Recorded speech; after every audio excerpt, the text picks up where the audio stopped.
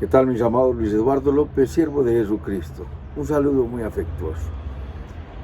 Vamos hoy a pasar al capítulo 6 del Evangelio de San Mateo.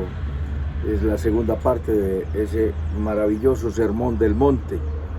Y nos dice en el capítulo 6, cuídate de no hacer tus justicias para ser visto por los hombres. De otra manera no tendría recompensa de vuestro Padre que está en los cielos. Cuídate de no hacerlo público. Ya sabemos que justicia es santidad y el hombre de suyo no la tiene, porque la justicia emana exclusivamente de Dios. La justicia tenemos estas maneras de presentarla.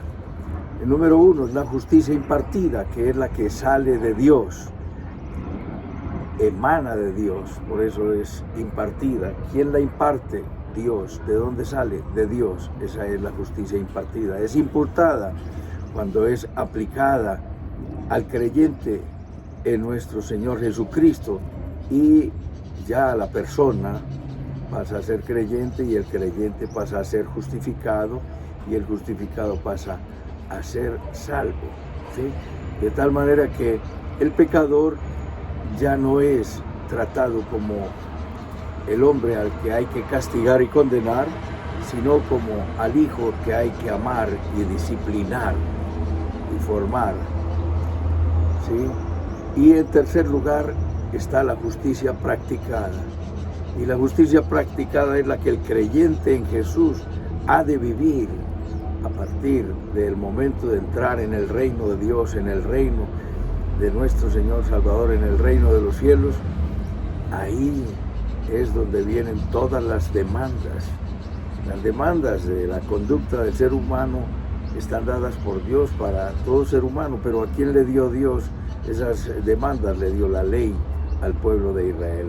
Con Israel hizo los pactos, las promesas, le dio la ley, el culto. Y bueno, Israel fracasó al dar a conocer al único y sabio Dios al mundo, porque el pueblo de Israel no es proselitista. Entonces es ahí que viene nuestro Señor Jesucristo, y como lo dice en Romanos 11:25, no quiero, hermanos, que ignoréis este misterio de lo que ha ocurrido con Israel, que han sido puestos a un lado por razón de su incredulidad, hasta que entre la plenitud de los gentiles. Todo creyente que venga a la fe de nuestro Señor Jesucristo, y luego todo Israel será salvo. Entonces, una vez entrado al reino de los cielos, estamos en el reino de los cielos. El reino de los cielos ha sido inaugurado, solo que no estamos viviendo el reino de los cielos, sino en su inauguración, como Jesús vino e inauguró el reino, como está dicho en sus parábolas. Jesús vino, inauguró el reino, le dio dones a los hombres y se fue. Después vendrá y reclamará a cada uno. A uno le dio 5 talentos, a otro 2 talentos y a otro 1 talento. ¿Qué hiciste con esto? Pues tendremos que dar cuentas a nuestro Señor y Salvador Jesucristo. Hemos de vivir en la cotidianidad con las demandas de la palabra de Dios. La ley es buena y el mandamiento justo y santo, pero el ser humano no puede cumplir las demandas de la ley, porque pensando en que, oye Israel, el Señor tu Dios, el Señor es uno, amarás al Señor tu Dios con toda tu alma, con toda tu mente y con todo tu corazón. En ese solo mandamiento nos pelamos. Cuando dice Jesús, ama a tu prójimo como a ti mismo, ahí sí que nos pelamos. ¿Por qué? Porque nos ha hecho todas estas exigencias del amor, y el ser humano no ha aprendido a amar. Hemos de recibir, cuando le entregamos la vida a nuestro Señor Jesucristo, recibimos el Espíritu Santo y Él nos capacita para vivir en los estándares y en la voluntad de Dios. De otra manera el hombre tiene una vida doble. Es bueno y moralista hacia afuera, pero con una carga de hipocresía, de rencor, de orgullo, de vanidad, de lujuria, de resentimiento hacia su interior. El ser humano vive en esa batalla, quiere por un lado aparentar lo bueno, es lo que hemos dicho cuando hemos hablado de lo que es temperamento, carácter y personalidad. Recordemos, el temperamento son los rasgos del comportamiento con los que el ser humano nace. Esos rasgos transformados y moldeados por su entorno, por el hogar, por la sociedad, por la guardería, por el colegio, por los amigos, forma el carácter. Y la personalidad es aquello que mostramos, que por lo general lo que mostramos es una máscara y una fachada. Cuando llegamos a nuestro Señor Jesucristo, llegamos con un carácter transformado y deformado. Si nace deformado por la herencia, porque nosotros recibimos una herencia no solo biológica, no solo anímica, almática del alma, sino también una herencia espiritual. Y entonces cuando recibimos esta herencia, no creas que el hombre nace tan bueno como dijo Juan Jacobo Rousseau, el hombre nace bueno y la sociedad lo corrompe. ¿Por qué hay que enseñarle al niño? Al niño hay que enseñarle a que obedezca, a que se lave los dientes, a que haga tareas. Hay una rebeldía natural y hay un egoísmo natural y hemos de vivir en esos estándares, de manera que la justicia practicada es aquella que es habilitada en el creyente por el Espíritu Santo y vamos siendo transformados de gloria en gloria, como en su misma imagen por el Espíritu de Dios cuando estamos mirando a las Sagradas Escrituras y estamos atendiendo a estas sus maravillosas enseñanzas, porque estas no son palabras mías, estas son palabras de Dios. De manera, mis amados, que por un lado están las exigencias de la carne, porque el hombre peca por naturaleza y peca por elección, están las exigencias de la carne quiere esto y la carne cuando te bravean, cuando te confrontan, a ver pues entonces somos muy bravitos, pero agachar la cabeza, como lo hemos visto en estas bellezas del Sermón del Monte, si te van a golpear la mejilla, pon la otra, si te quitan la túnica, dale la capa, si te ponen la carga una milla, llévala dos. Eso no lo aprendemos sino por el Espíritu Santo, y lo aprendemos. El ser humano sin Cristo y sin el Espíritu Santo también lo aprende, pero hacerlo es altamente difícil y somos habilitados, capacitados para lograrlo cuando oramos al Señor, cuando lo comprendemos y cuando esas son las demandas de nuestro Dios. De manera que entonces aquí nos dice el Señor que nos cuidemos de hacer nuestras justicias para ser visto de la gente.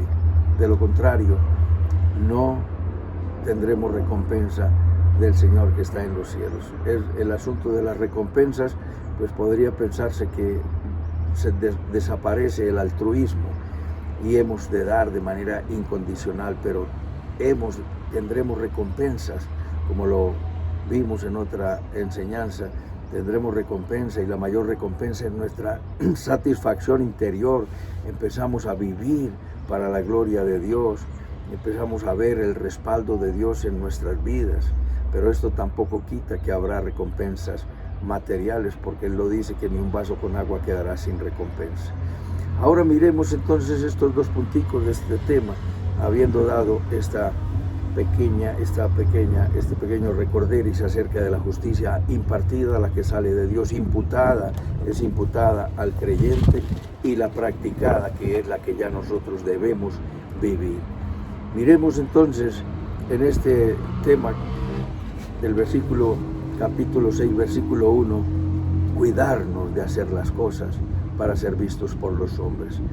Y vamos a ver dos punticos brevemente. Equivocados en los motivos, número 1, y todo debe hacerse para la gloria de Dios. Aún cuando sabemos que desarrollamos un corazón, o el Espíritu Santo pone un corazón en nosotros noble, incondicional, generoso y genuino, nosotros sabemos que hay recompensa. Ni un vaso con agua quedará sin recompensa. Y aún dice en la palabra, en Deuteronomio 28, si oyes todos estos mandamientos y los obedeces, todas estas bendiciones te perseguirán y te alcanzarán, porque hay una ley espiritual, natural, que dice que lo que el hombre siembra, eso cosecha. Eso lo sabemos, pero cuando nosotros lo hacemos con un corazón interno, porque vamos por la recompensa, ahí es donde empezamos a fallar. Nosotros lo hacemos porque Dios desarrolla ese amor suyo en nuestros corazones por el Espíritu Santo que nos ha dado, y empezamos a aprender las cosas y a amar de la manera que Dios ama. Por eso, eso es lo que significa ser perfectos como vuestro Padre es perfecto. Entonces, equivocados. La justicia cristiana tiene dos dimensiones, la moral y la religiosa. Y en la moral fue lo que vimos hasta en el capítulo 5. Oíste que se dijo, no matarás, pero yo te digo, no te enojarás. Oíste que se dijo a los antiguos, no cometerás adulterio, pero yo te digo, ni siquiera lo pensarás, porque el que piense la lujuria, el que piense en una mujer para adulterar con ella, ya lo ha hecho en su corazón. Oíste que fue dicho, y dice, no al enojo, no al homicidio, no al divorcio, no a la lujuria, no al divorcio y no a los juramentos, la justicia moral. Y oíste que fue dicho, amarás a tu prójimo y aborrecerás a tu enemigo. Y no a la venganza. Es un amor completamente diferente, y en esto hemos de ir pidiéndole al Espíritu Santo que nos capacite para lograrlo. Él no está haciendo ninguna enseñanza diferente de las antiguas, sino que está ahondando en su interpretación. Ahora miramos la dimensión de la justicia de Dios en el campo religioso. Vimos la justicia de Dios en lo moral, como el enojo, el homicidio, la lujuria, el adulterio, los juramentos, el divorcio, el amor a los enemigos.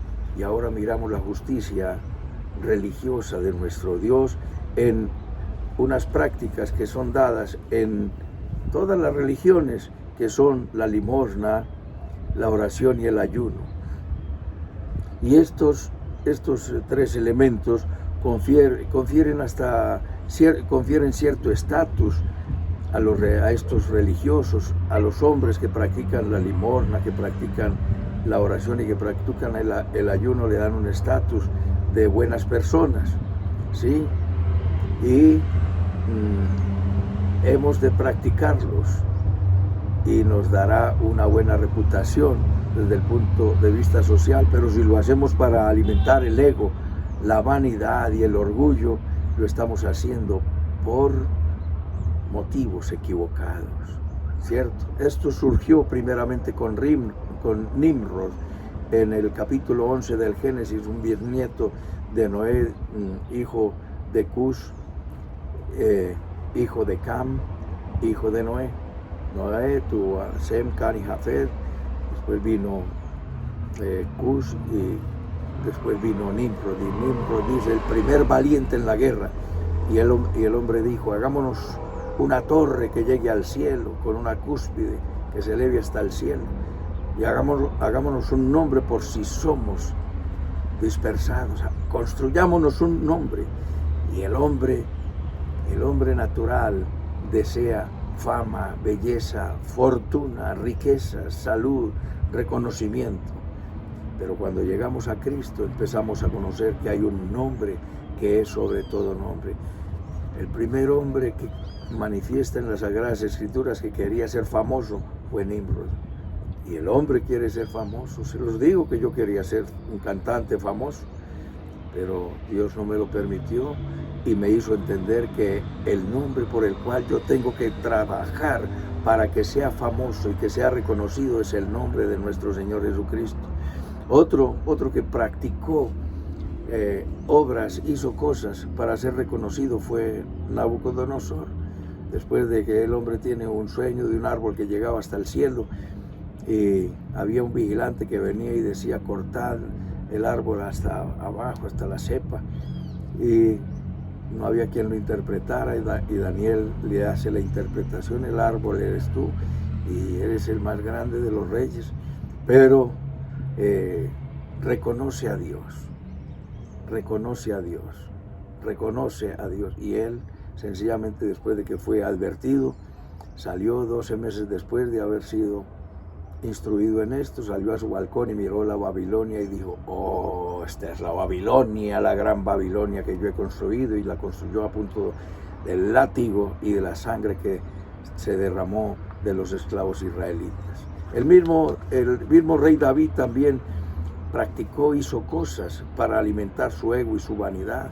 Después de que el pueblo y el reino creció, hizo un censo. En 2 de Samuel capítulo 24 encuentras esto.